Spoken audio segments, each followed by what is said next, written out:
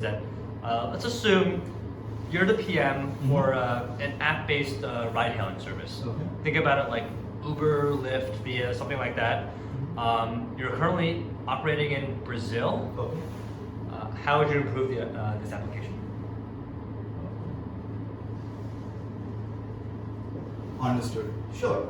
So before actually I dive into designing how we can actually improve our app, I'll call it RideGo Okay. for simplicity. Yeah. I just want to clarify a few questions upfront. Wanted to understand when you say that you want to improve this application, what is the core objective we are trying to solve for? Like, is this onboarding new customers or like increasing adoption, or are we looking at like say enhancing engagement by existing users, or Yeah. there is monetization? Yeah, no, that's a good question. So it's the first is to drive new adoption. Understood. Okay, Yep. great. And is there any specific time frame to keep in mind when thinking about new features or new ideas for development? Yeah, let's assume you have about 1 year to implement. Okay, 1 year and adoption. Okay. And just to understand the market a little better, so we're talking about that we are current incumbent players in the Brazilian market. Yep. Just want to get a sense of the competitive landscape. I understand, like just being in the US right now, you have ride-hailing services, you have like rental car companies, etc. Like they can be public transit as well. Just want to Yep. understand like what's the market looking like. Yeah, so for the purposes of this this interview, let's assume that there's a local tech startup called like something similar to Uber or Lyft Okay. that does ride hailing. Sure. There's rental car services and they have some taxis out there. Understood. Those are like kind of the primary competitors. Understood. Okay. Okay. That makes sense. So what I'll do now is I'll essentially first identify like different user segments whom we are catering to. Yep. From then I will essentially identify one specific user segment for whom we can actually help build our product even better. Yep. For that, once I zero in on one specific user segment, I would then brainstorm various pain points that they have or unanticipated needs which are currently unfulfilled. And then once I brainstorm that, like think about identifying different solutions that will help not just improve our app but also drive adoption for this specific user segment. Yeah, Does that sound like a fair approach? that sounds great. Perfect, great. So as far as customer segment are concerned, or the user segments are concerned, I think given that RideGo is a app-based ride-hailing service, we are a two-sided marketplace. So we obviously have like driver partners on one side, and we have actual users like me and you who like use Right. Uber, not so much in New York, but users like us. So we have driver partners and we have actual users, or as rather like consumers of the product. So we can segment. What I'm thinking about is we can segment both drivers and customers into different buckets. But my initial hypothesis would be that given we are an incumbent player, we have significant amount of drivers already on our roll. I would rather think about solving for different pain points for actual users of the application who are actually riding and booking service. And then I'm going to dive deeper into different user segments within this. Yeah, I think I agree. I think that sounds good. Okay, perfect, great. So I'm going to focus on the actual users who are booking my service here. So within these user segments, within the regular users, Yeah. I would definitely count.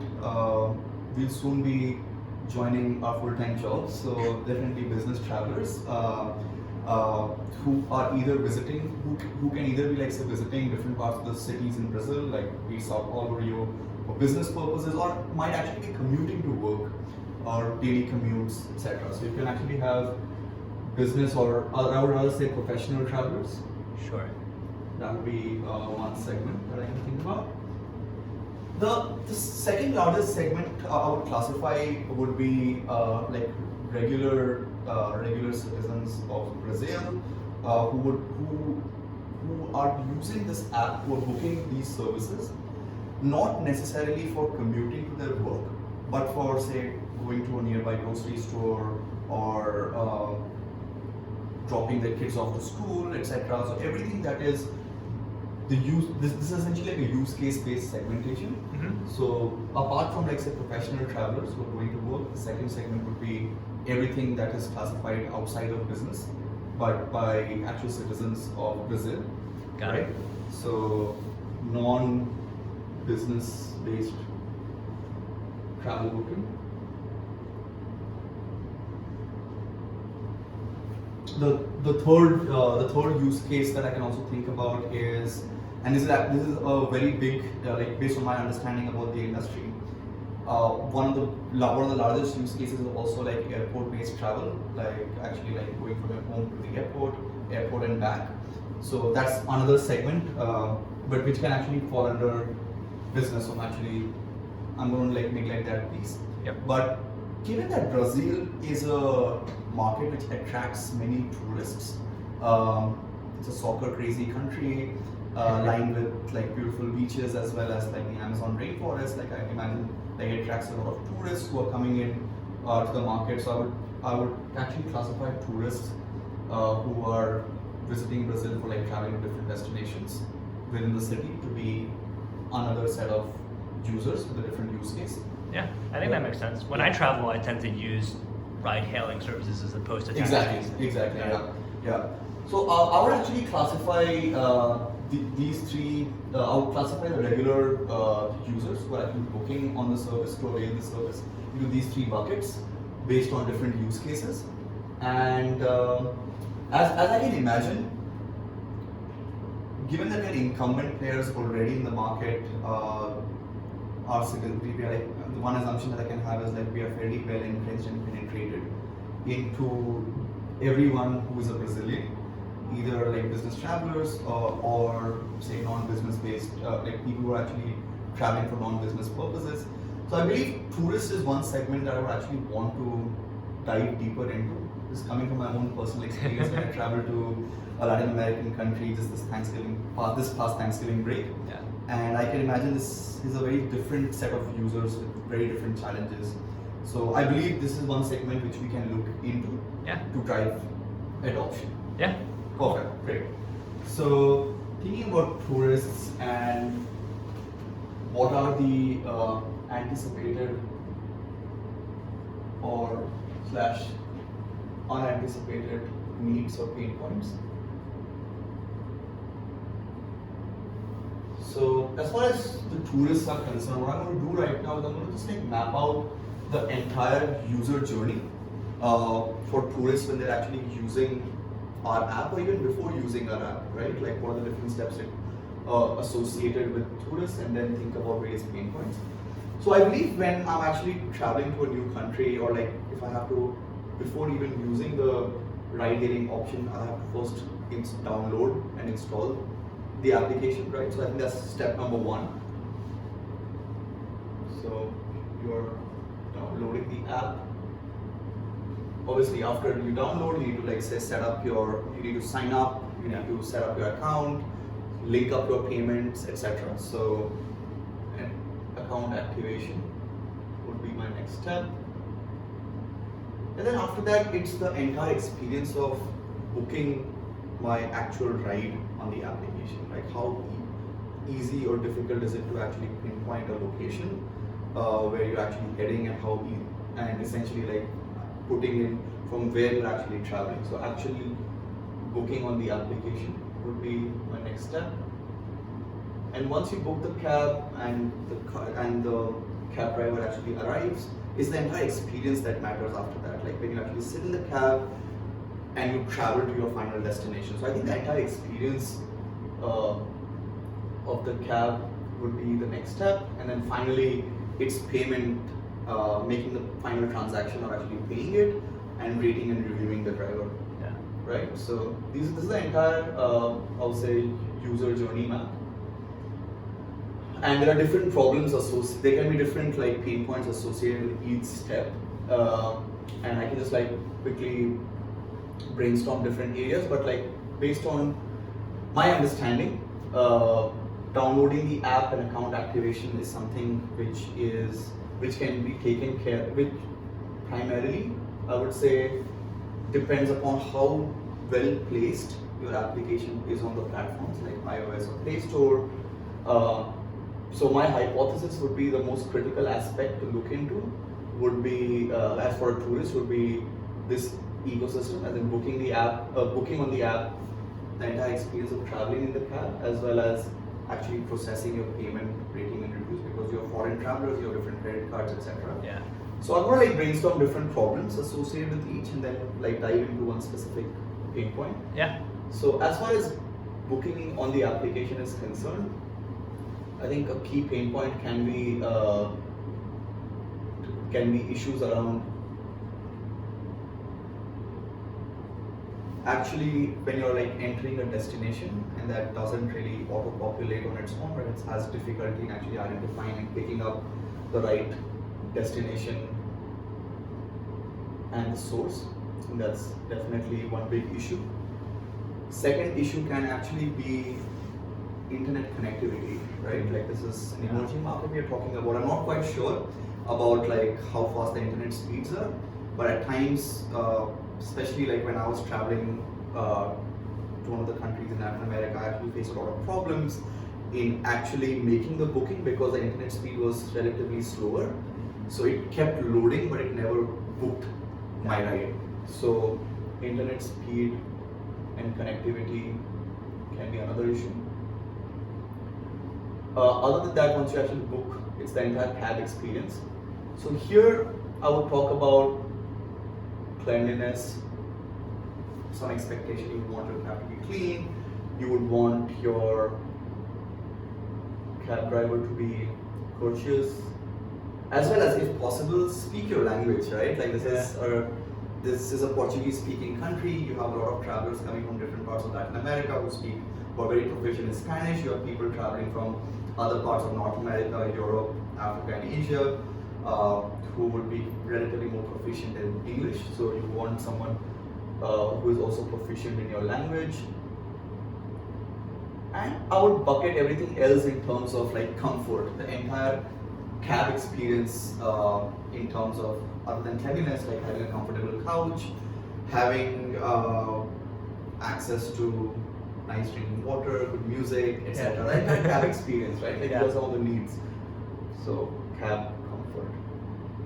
And then finally, when it comes to payment, I would say one need for this segment would be accepting international credit card or international modes of payment like PayPal, etc. So mode of payment should be agnostic, and beyond that, I would also count, or actually link this as post-payment activities. Accepting credit cards, payment. Many times, like in emerging markets, like since I belong from India, it's like a lot of times we see emerging markets to be making transactions specifically over cash, right? Because and less over, say, electronic modes of payment. So having options like if you're giving cash, like having options of like actually giving the change back many times, that can be an issue as well. So completing the transaction using cash. I think these are the primary problems I can think about. And also, I think just one more idea that I have in cab experience is safety as well. I think that's another issue which will be of prime importance to tourists. So these are some of the pain points I'm thinking about. And if I think about if I would like to prioritize one specific area, I would imagine cab experience to be one area that needs to be definitely focused upon, and that's because of two reasons. One, given that we are an incumbent player in Brazil and we cater well to the professional travelers, I'm assuming mode of payment would be something that will be taken care of and and something that can be easily improved upon if there is a need. App booking, again, internet speed and connection is something that is again very extrinsic, something that cannot be taken care of. But when it comes to actually having better destination and source presence, I think that is again something that I would imagine would be taken care of because of our extensive presence in Brazil. But I think I would like to focus on the cab experience with all the points that I've talked about here. Sure. Right? That cab experience, and then think about how we can improve solutions. Yeah. Right? So let's think about solutions for cab experience improvement. So taking each point one by one,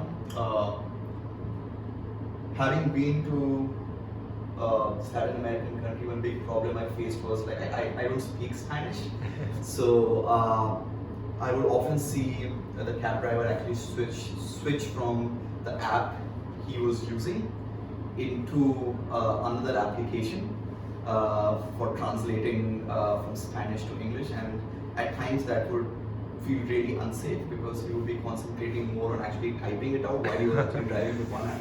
Yeah. So I think one solution to actually solve this problem would be having an in-app translator, right? And instead of typing the translation, just like video recording it, like as the person speaks, it records it and then relays it back to me in a text format on my app, or so that like the driver doesn't get actually disturbed because of multiple translations happening at the same time. So as he speaks, it keeps translating and giving me a text feed. So an in-app translator is something that I'm thinking about. Would be really helpful to translate Portuguese into different languages that tourists are much more comfortable with. As far as the cleanliness is concerned, I think that's a basic challenge. I think essentially maintaining a fleet which is very robust and very clean. To begin with, that's a non-technical solution. That's a physical solution. So just maintaining or incentivizing, I would say, cab drivers to maintain neat cars. As far as the entire comfort and the entire aspect of cab comfort is concerned, I believe as tourists, many a times, again, drawing back from my personal experience, when I'm new to a country, I may not have, like, say, a local SIM card connection at the time. I might be relying a lot of times on Wi-Fi, bouncing from one place to another. Yeah. So I think one possible solution also is to actually delight the customers further, is actually installing some Wi-Fi routers and Wi-Fi boosters inside the cab itself, so that as a tourist, I can actually continue researching more about Sao Paulo or, like, say, Christ Redeemer statue, etc., while I'm actually traveling there. Yeah. So having this all comes under cab comfort, having Wi-Fi stations, and I would also think maybe take it a notch further, given that it's an emerging market. Traffic's always a situation in big cities. You are stuck in long traffics at times, like from more than an hour or 1.5 hours as a tourist. Can we delight the tourists even further by actually integrating with some local providers who can serve food or, like, say, nice snacks while they're on the go, right? Like, while they're thinking about, that's one thing, like F&B services on the go, a little moonshot, I would say.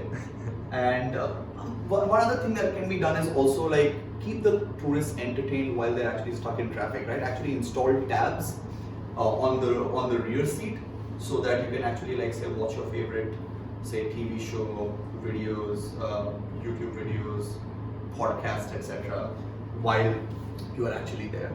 So these are a couple of solutions I'm thinking about. Obviously, like, not all of them can be implemented because as a product manager, I understand one would be constrained for resources, engineering resources, etc. So I think it's really important to prioritize a solution from all the ones that I've posed here. Yeah. So as far as prioritization is concerned, I want to just tie back to my original objective that was specified, that we're looking for, like, a 1-year time frame to develop.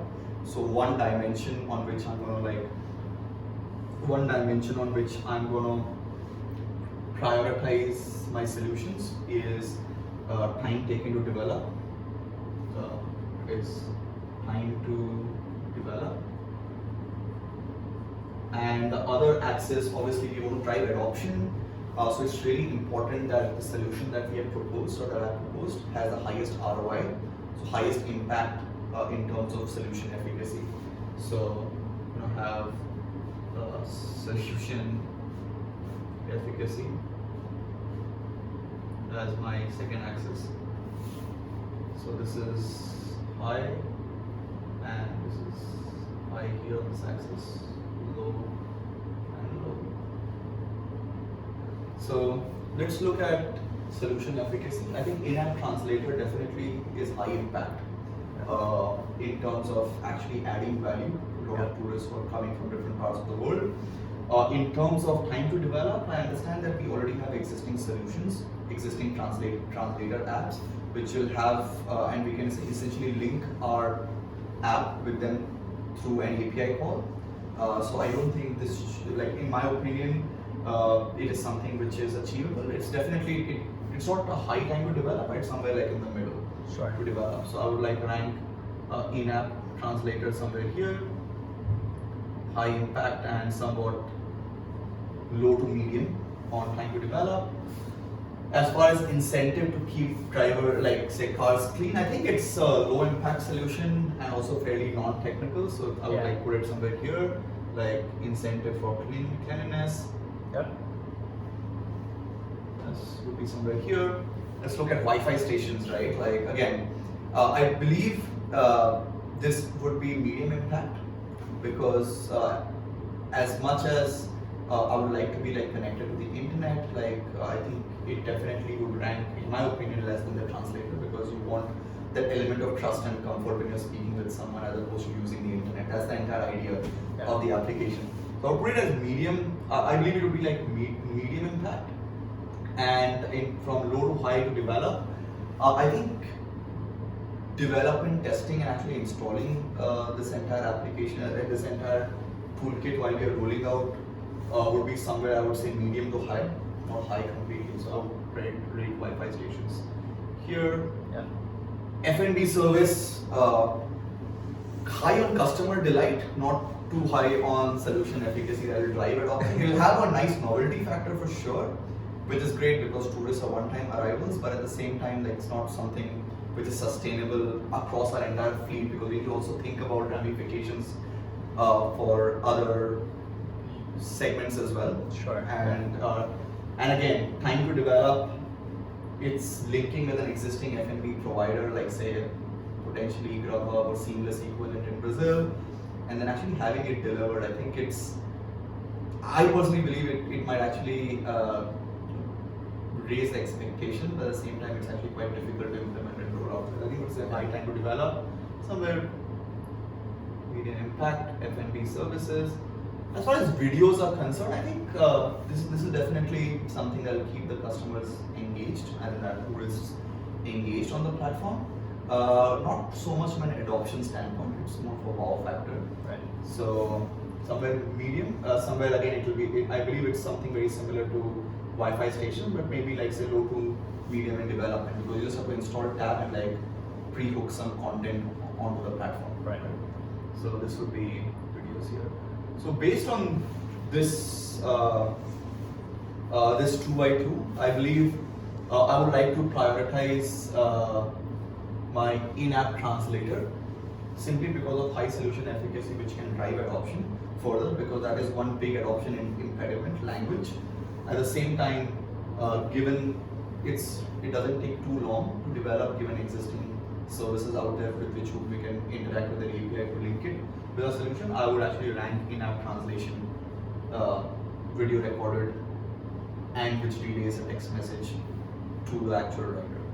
Okay. Sure. Got it. Sounds like a good idea. Sure. Yeah. So what I'll do next is essentially to test whether this is a success or not. I'll just like lay down a few metrics. And the method for rolling this out. Method would essentially be having having A/B test.